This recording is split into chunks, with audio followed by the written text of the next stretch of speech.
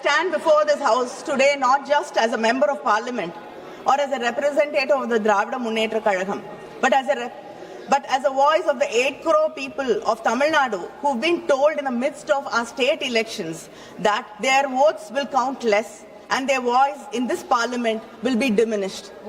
And furthermore, it's really shocking that yesterday we are discussing the bill here. You've taken your own time to notify. And yesterday, when we discussed, you've called us here, we are discussing the bill here, and then what is the need and what is the necessity to notify it yesterday? What is the meaning? What is the respect you have for this House? So the government has introduced 3 bills in this special session, called in haste and time to disrupt the ongoing elections in my state and many states. And I raised to oppose these bills on the behalf of my party and my state. Let me start by saying that these 3 bills, disguised as if they are in support of the reservation of women, constitute the single greatest assault on Indian federal structure. Let me begin at the beginning, because this government always counts on the public not knowing the history. The history of the delimitation in India is at its heart the history of a promise made by the Parliament to the people of the southern states, Tamil Nadu, Kerala, Karnataka, Andhra Pradesh and Telangana. 5 states which have resisted the onslaught of the Bharatiya Janata Party and have stood out as role models for inclusive development. The delimitation process began in 1952, soon after the Republic was founded. It was a constitutional solution to a demographic problem. How to balance the population growth with fair representation. All of us abided by the constitutional suggestions in Article 82 and 170. By 1973, when the 3rd Delimitation Commission had completed its work, there was a push for population control also. This national population policy was brought across the country to contain the growing demographic population, and it was exploding actually. So the first freeze on delimitation took place in 1976. This was fixed for a period of 25 years based on the 1971 census. Let us not forget that it was the Congress government, Madam Indira Gandhi's government, that recognized this issue and brought the bill. In the 1976 42nd Amendment, Parliament froze the total number of Lok Sabha seats to 543. This freeze was not a technical detail. It was a constitutional compact, a promise made to every family in India and South India that compliance with objectives of the national policy would not cost them their political voice. Over time, Southern India, Tamil Nadu, Kerala, Karnataka and Andhra had begun to invest in schools, hospitals, women's health. We listened to the union government's repeated call to control our population. We complied. Our fertility rates fell. Our families became smaller. In 2001, understanding that some states, especially southern states and other states like Punjab, had done a better job at these indicators, and some other states had to catch up. That time, there was a government, a union government, which listened to the voices of the people from the south. Yes, I have to give you credit when you deserve it. We are unlike you, always finding fault with us. When there is something to appreciate you, we always appreciate. So under the Vajpayee government, the Parliament extended that freeze through the 84th Amendment until after the first census following 2026. 24 more years of protection, because then the Parliament, in its collective wisdom, understood that this injustice had to be addressed. Why do we have to increase the seats now to 850? On what basis? The statement of the objective says that there is a change in demographic profile. Yet you are using a 15-year-old 2011 census data to conduct delimitation. You are contradicting yourselves. And 850 seats Most of the MPs, after making the seats 850, might not even get a chance to speak in this parliament for 5 years. Sir, I want to tell this House about a family in Tamil Nadu, a mother and a father, first generation literates. They had only 2 children, not 5, not 6, because they believed in family planning, because the government told them that was the right thing for the country, because they wanted their children to have a better life. That is the story of Tamil Nadu and the South Indian states. Today, Tamil Nadu's total fertility rate is 1.6, lower than France, lower than Australia, lower than United States, your friends. We have completed what the demographers call a demographic transition. Our population is stable. Our women are educated. By every measure of human development, Tamil Nadu is a success story the country has to be proud of. But what does this government say to that family in Tamil Nadu? It says, sorry, you made a wrong choice. You made a mistake by listening to us. You made a mistake by listening to this, because you cared about this country.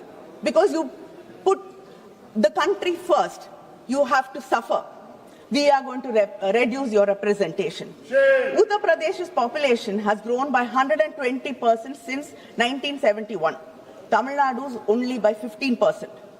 And contrary to what the Home Minister said yesterday, Clause 4 of the Delimitation Bill clearly states that the allocations of seats will be on the basis of the latest census figures. The Home Minister says one thing, the bill says another thing. Now, the latest available census is 2011. But again, according to the 2011 formula, UP gains 13 seats. Tamil Nadu loses 11 seats. But the Home Minister yesterday told us that by increasing 50%, Tamil Nadu will gain 39 seats, and which has 39 seats, will gain 59. Sir, our ideological leader Periyar taught us, justice is not giving every person the same thing. Justice is giving every person what they need and what they deserve. But unfortunately, your government thinks what it needs and what it deserves is what the whole nation deserves and what the whole nation needs. Other than this, let me state 2 critical legal issues present in the bill. The Constitution Bill says that the delimitation will be based on such census as Parliament may by law determine. This is vague and leaves everything open. This literally means that whichever party has a majority in Parliament gets to decide which census it is used to draw the electoral map of this country. Today, you might choose 2011. Tomorrow, you can choose 31. And day after, it can be 1991. This shows a non-application of mind or a mind determined to push its own agenda on this country. Second, the Delimitation Commission will be chaired by a retired Supreme Court judge, appointed entirely by the Union government, with no consultation with the Chief Justice of India, no consultation with any state government, and no parliamentary confirmation. As per Clause 5 of the Delimitation Bill, the states get so-called associate members, 5 MPs and 5 MLAs, who are not allowed to vote, who are not allowed to sign the Commission's decisions, not allowed to do anything except sit and watch from the wings. The Home Minister said 50% increase across the state. I want to know what happens when the Delimitation Commission does not agree to the Home Minister's suggestion. Are you going to bulldoze the Delimitation Commission also, like what you are usually used to doing?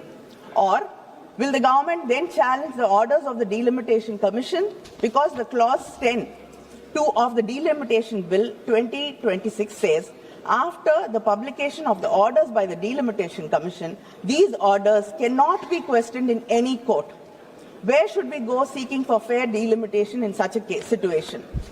Where is our guarantee? The Constitution, in Article 368, says that amendments affecting the representation of states in Parliament must be ratified by at least half the state legislatures. Not just passed by Parliament, ratified by the states.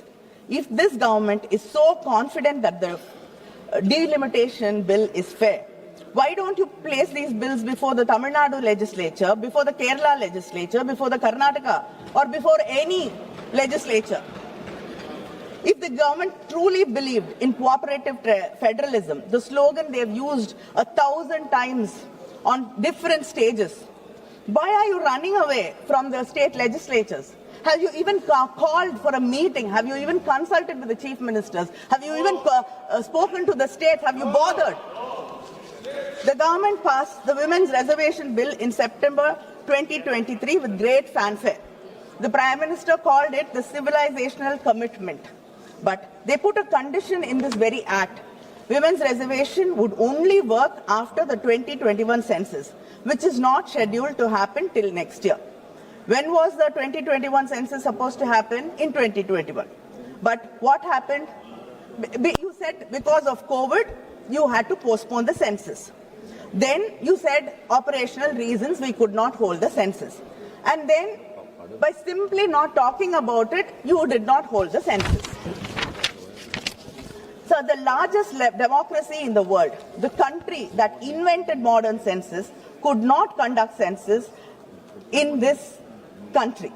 And now that it is politically convenient, they want to use 2011 census to redraw the map of the Indian democracy. They postponed the census and now they are rewarding themselves with the old census.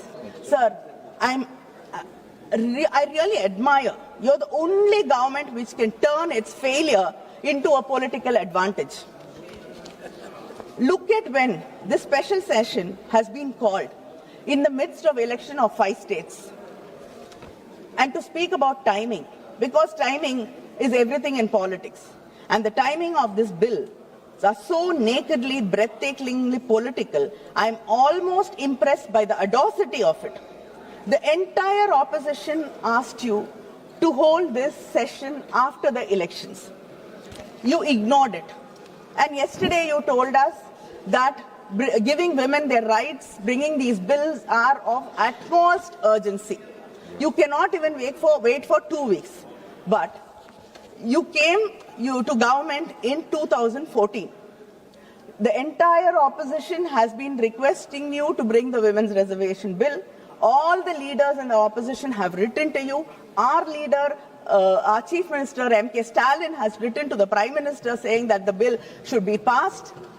The DMK women's wing had a rally in Delhi asking for the bill to be passed. We've raised this issue thousands of times in Parliament. And for more than a decade, you did not see or understand the urgency. But today, you can't even wait for 2 weeks. And you want to believe us that you care about women's rights. Sir, this is not constitutional reform you're talking about. This is an electoral rescue strategy in these states because you are not going to do well in most of the states. The Constitution 106th Amendment Act of 2023, the Women's Reservation Act, was welcomed by most of the opposition parties here, and the DMK welcomed it. But we said it then, and we are saying it also now. Tying Women's Reservation Bill to delimitation is a trap. It was designed so that you could never have one without the other, so that the BJP can say, if you oppose delimitation, then you're opposing women's rights. If you oppose the destruction of Tamil Nadu's representation, you are against women. The BJP is using women of India as a human shield for its electoral ambitions.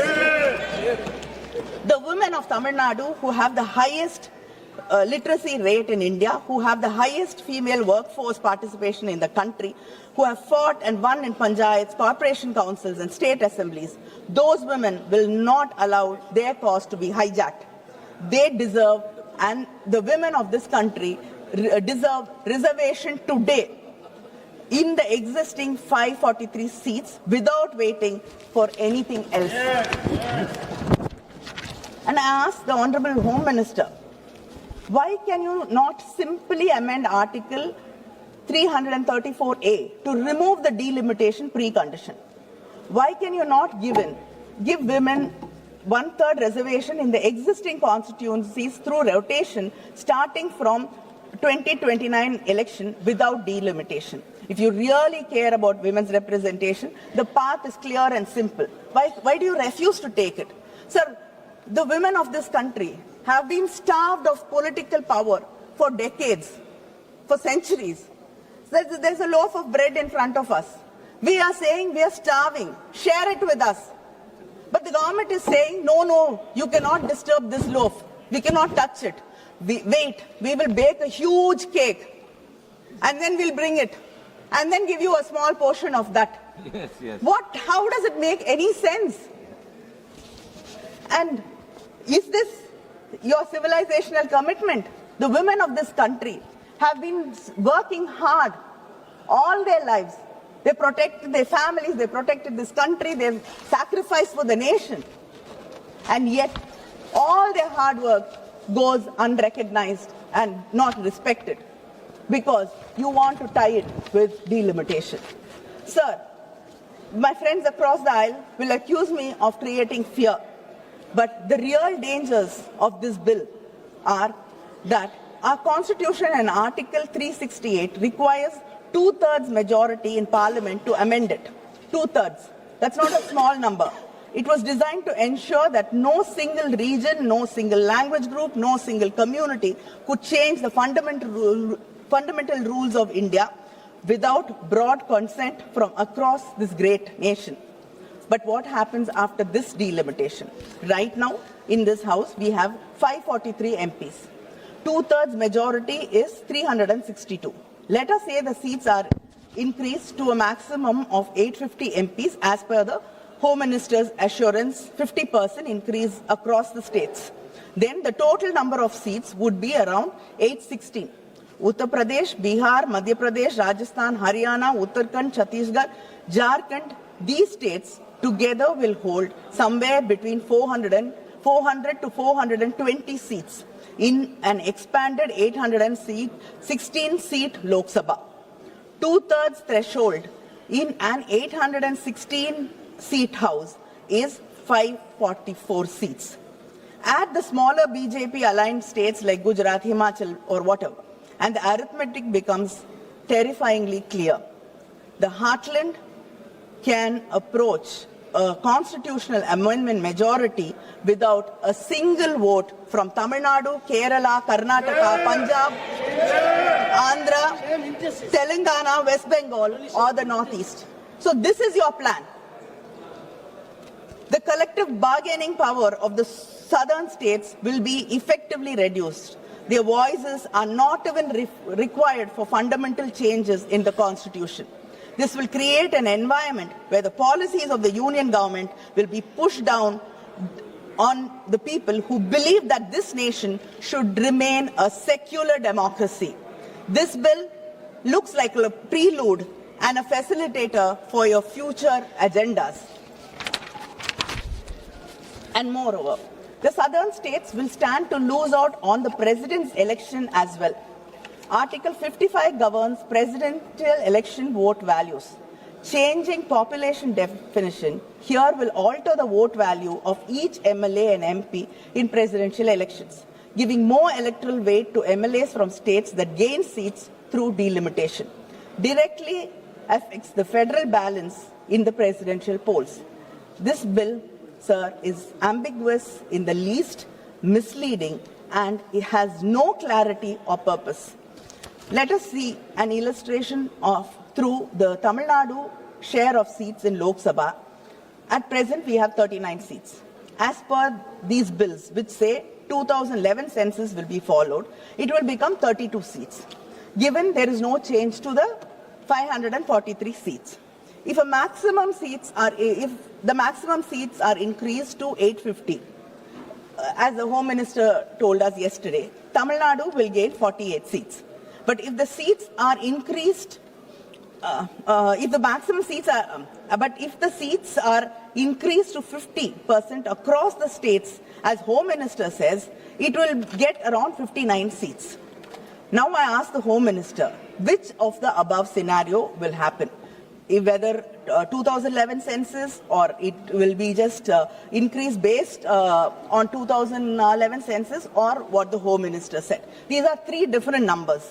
I would like to know, we like to have a clarity on which will happen. We want, and sir, we have seen in this house, in many debates, many promises have been made, many assurances have been given. And all that has melted into the polluted air of Delhi. Nothing has seen the light of the day. Sir, we request you to bring it into and make it a part of the bill, whatever assurance it is. And data says that this government, nearly 80 to 90% of the assurances given by this government in the floor of the House are never seen through. Tamil Nadu Chief Minister M.K. Stalin has built a joint action committee of democratic parties and state governments to fight this delimitation.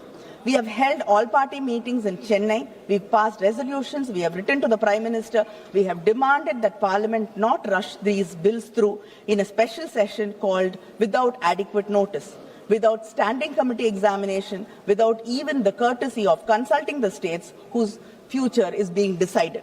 The Prime Minister has not met us. The government has not convened a meeting in the National Development Council. The Interstate Council, which exists exactly for this reason, has not been convened.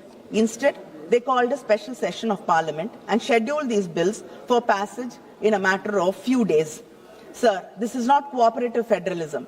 This is just calculative politics. In S.R. Bommai and versus Union of India 1994, the Supreme Court has stated that states have an independent constitutional existence and they have as important role to play in the political, social, educational and cultural life of the people of the Union.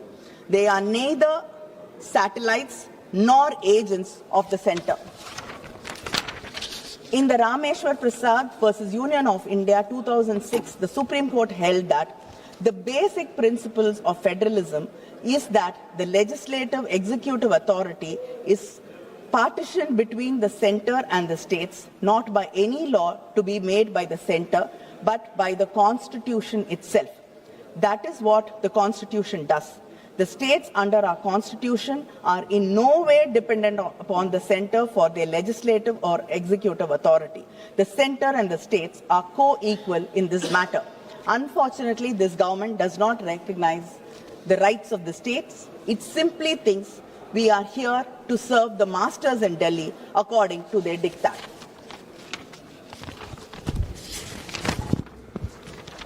The DMK is not here merely to oppose. We are here to govern, to protect and to propose. The Tamil Nadu and the DMK demand this government should implement the women's third reservation bill immediately in the existing 543-seat Lok Sabha through rotational reservation, de-link it completely from delimitation exercise. Then we can support this bill. The women of India should not be made to wait for a delimitation exercise that serves the BJP's political interests.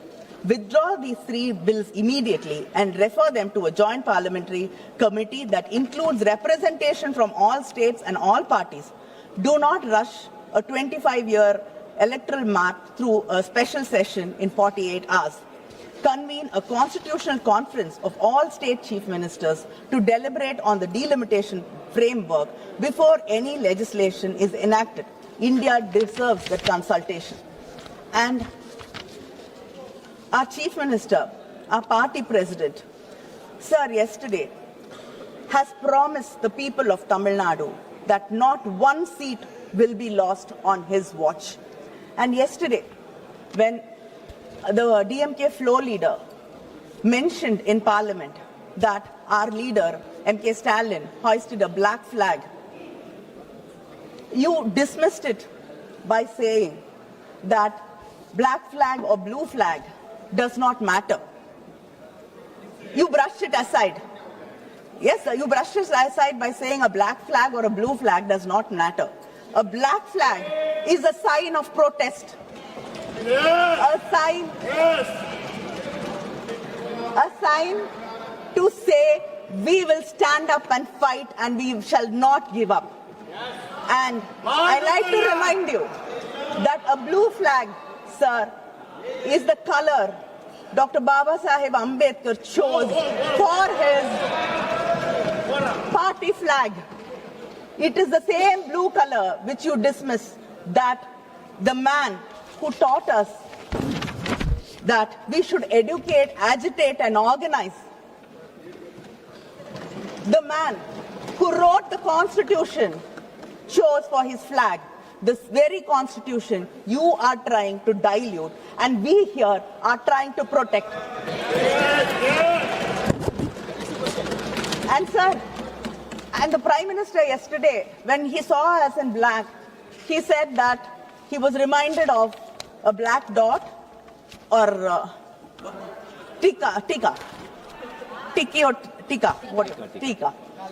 Yeah, and it is there to drive away evil forces, evil eye or evil forces or whatever. Yeah.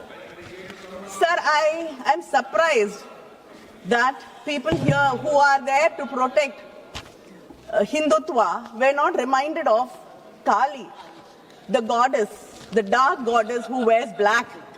Yes. The feminine power, the woman, the goddess who is supposed to drive away ego, arrogance and ignorance. And the same black color we have chosen to protest is the color of Periyar, our intellectual leader. He taught us self-respect. He taught us never to bow. He taught us fight till the end. And we will fight till the end. Sir, we oppose these bills in the name of our leaders, Aringer Anna, Kanimozhi Karunanidhi, who said, states are not a unit of the unitary state, but equal partners of a federation. In the name of our Chief Minister, MK Karunanidhi Stalin, who even in an article today has said that this bill should be withdrawn. A fresh bill should be introduced and placed in public domain at least for 3 months for wider consultation. He says, the moment calls for reflection, not expediency, deliberation, not haste. If the Constitution is to endure as a charter of trust, its amendment must be guided by principle anchored by fairness, restraint and fidelity to the Republic's enduring integrity. Tamil Nadu போராடும், Tamil Nadu வெல்லும். நன்றி, வணக்கம்.